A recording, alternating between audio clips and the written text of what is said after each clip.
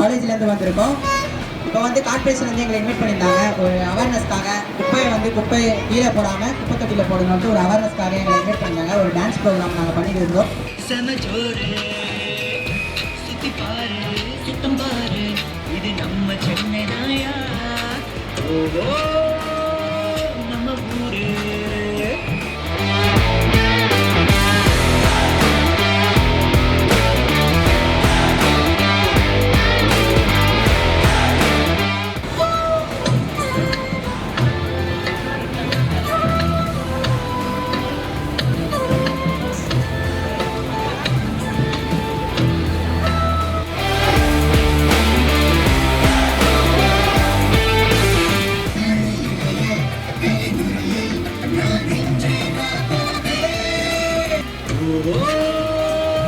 நம்ம ஊரு நல்ல பேரு சொல்லும் பாரு சிங்கார